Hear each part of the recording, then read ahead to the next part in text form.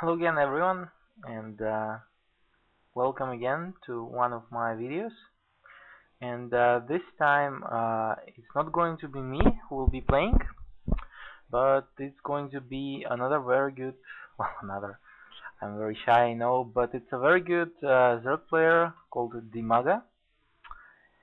And in the red corner, another very good Terran player, BratOk.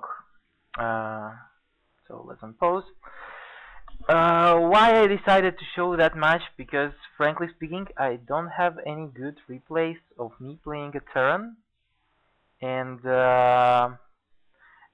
like right now there are a lot of things in this matchup, TVZ, ZVT, that are a subject that are not like that I'm not sure about, at least, because before Zerg player was always playing through expansion against Protoss, against Terran in many cases. Right now, like, the latest tendency is one base tech and then decide what you're doing.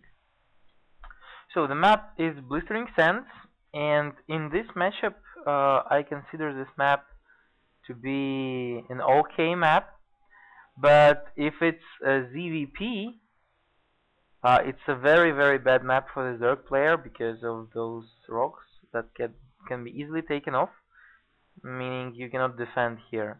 Like, you cannot, like, your sunken colonies that you're building for defense are useless.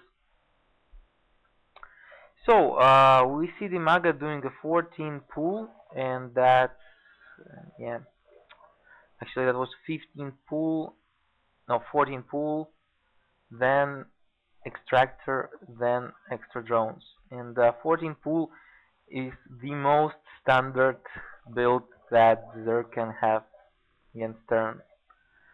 Like, if you go 15 pull, you get a little bit more mineral advantage, a little bit later queen and Zerglings. If you go 13 pull, it's also like a little bit faster queen and Zerglings, but 14 pull is like the middle, the most optimal stuff that you can do. And you see here DIMAGA's Overlord is spotting the barrack in a very unusual place for a barrack, for a Terran. And what does it give him? Like, if he placed the barrack here, it could have been the bunker rush or fast expansion.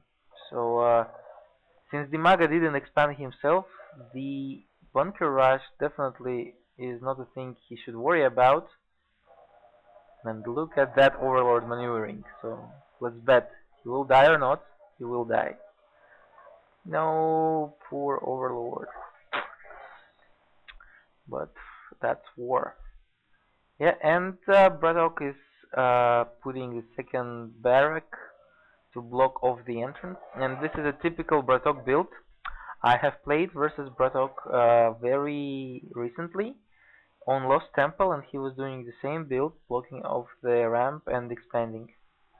And I actually have won that game, but I won it through building a Nidus and dropping Roaches through that Nidus on his base. And actually, I think this game was played the same day that I played with this strategy. So BratOk is more aware of that than usual. So going back to DIMAGA, there is a Zergling speed finishing up. And at this point, DIMAGA is thinking, okay, what he's doing. He's not bunker rush me, that's definitely expansion. What can I do to counter Terran expansion? Should I expand myself? That's a possibility, but not a good one. And I will tell later why. See what he's doing? He is using the Overlord's ability to spawn creep everywhere on map to hide Bailin Nest and Nidus. Very good choice. Because counter for a Terran fast expansion is dropping a Nidus somewhere in his base. Unless Terran can prevent it and build supplies on the perimeter of his base. Yeah, and also we see an overseer. This is typical DIMAGA move to make an early overseer to scout what his opponent is doing. Actually pretty sloppy here, losing him. I personally like to do this 50-50 60-second pneumatized carapace upgrade that gives overlord speed, and it is like 50 gas cheaper, and you have speed for all of your overlords. So DIMAGA will try to drop banelings in Terran base, and why didn't he expand? It is probably because of the mules. Statistically, it is proven that Terran player, 2-base Terran player, has almost on half more income than a 2-base Zerg player. So if you want to have, if you don't want to be in an economy disadvantage as a Zerg versus Terran, you not even need to have the same base quantity. You have to have one extra base, okay, to minimize your disadvantage. Okay, here is a rush, and those banelings exploded pretty successfully. Bam, all on red. Yep. And BratOk wasn't expecting that. And why? Because this supply depot cannot see beyond those bushes. So if you're a Terran player and you're watching this, please keep that in mind, that Zerg can make his